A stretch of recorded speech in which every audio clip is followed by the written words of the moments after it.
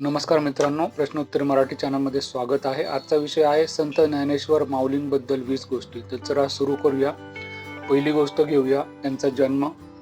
माऊलींचा जन्म भाद्रपद शुल्क अष्टमी इसवी सन 1275 रोजी महाराष्ट्रातील अहमदनगर जिल्ह्यातील पैठण जवळील आपेगाव येथे झाला होता। 2 नंबरचा पालक वडील विठ्ठलपंत कुलकर्णी, आई रुक्मिणीबाई। मित्रांनो, आता स्पेलिंग मिस्टेक वगैरे थोडं चूक भूल देणे घेणे।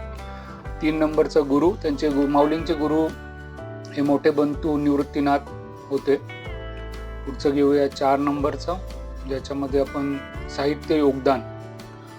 माऊलींनी ज्ञानेश्वरी, भावार्थ दीपिका, अमृत अनुभव, चांगदेवसाष्टी, हरिपाठ हे त्यांचे प्रमुख ग्रंथ होते। मित्रांनो त्यांची विशेषता अवघ्या 16व्या वर्षी त्यांनी भावार्थ दीपिका ज्ञानेश्वरी हा ग्रंथ लिहिला।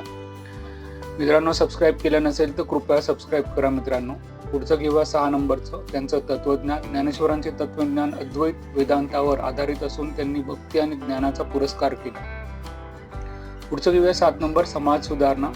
त्यांनी जातीय भेदभावाला विरोध केला आणि सर्वांना समानतेचा संदेश दिला। मित्रांनो, काही चुका असतील तर नक्की मला क्षमा करा। पुढचं 8 नंबरचं, वारकरी संप्रदाय। ज्ञानेश्वरांनी वारकरी संप्रदायाचे एक प्रमुख संत मानले जाते। त्यांच्या विचारांचा वारकरी संप्रदायावर मोठा प्रभाव पडला। पुढचं घेऊया समाधी। मित्रांनो, कार्तिक वद्य त्रयोदशी इसवी सन 1296 रोजी आळंदी येथे ज्ञानेश्वरांनी जिवंत समाधी घेतली होती। मित्रांनो, आपल्याला माहिती असेल। पुढचं 10 नंबरचं, वारसा। त्यांचा साहित्य आजही समाजाला ज्ञानाचे आणि आध्यात्मिकतेचे मार्गदर्शन करत आहे। वारसा फार मोठा आहे मित्रांनो माऊलींचा। पुढचं घेऊया 11 नंबर, प्रभाव। ज्ञानेश्वरी ग्रंथांमुळे मराठी भाषेचा आणि साहित्याचा विकास झाला। मित्रांनो, अतिशय प्रभावशाली होतं त्यांचं व्यक्तिमत्व। व्यक्तिमत्वापेक्षा त्यांचं कार्य खूप ग्रेट होतं। त्यांनी उपदेश दिला, ज्ञान हीच खरी उपासना, हाच आपला 12 नंबरचा पॉईंट होता। पुढचं घेऊया 13 नंबरचा पॉईंट जो आहे, जो माऊलींनी दिला, त्यांची साधना पद्धती। माऊलींची भक्ती आणि ज्ञानाच्या मार्गावर चालण्यावर भर देत होते। तुम्ही एकमेकांना प्रेम करा, ज्ञान वाढवा, हे माऊलींचे म्हणणे होते। पुढे माऊलींचं मूर्तीपूजा।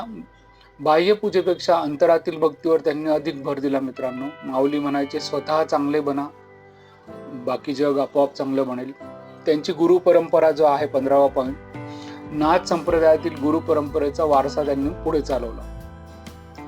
पुढचं घेऊया वादविवाद। ज्ञानेश्वरांनी आपल्या ज्ञानेश्वरी ग्रंथामुळे काही समकालीन संत आणि पंडितांशी वादविवाद केले होते आणि त्या वादविवाद हे चांगल्यासाठीच केले होते मित्रांनो, माऊलींमुळे। 17 नंबर, प्रभाव पाडलेले संत। ज्ञानेश्वरांच्या विचारांचा रामदास स्वामी आणि तुकाराम महाराज यांच्यावर प्रभाव पडला होता मित्रांनो। अतिशय लहान वयात, कोमल वयात त्यांनी हे सगळं केलं।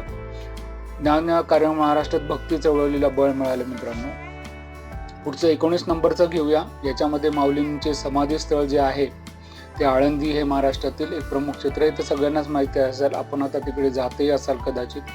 तर मित्रांनो, चॅनलला कृपया सबस्क्राईब करा। शेवटचं घेऊया, सतत प्रेरणा देणारी माझी माऊली, जीवन आणि कार्य आजही लाखो लोकांना माझी माऊली आध्यात्मिक मार्गावर चालना देत आहे, म्हणजे प्रेरणा देत आहे। मित्रांनो, धन्यवाद। सबस्क्राईब करा। चॅनल आवडले असेल तर लाईक आणि शेअर पण करा।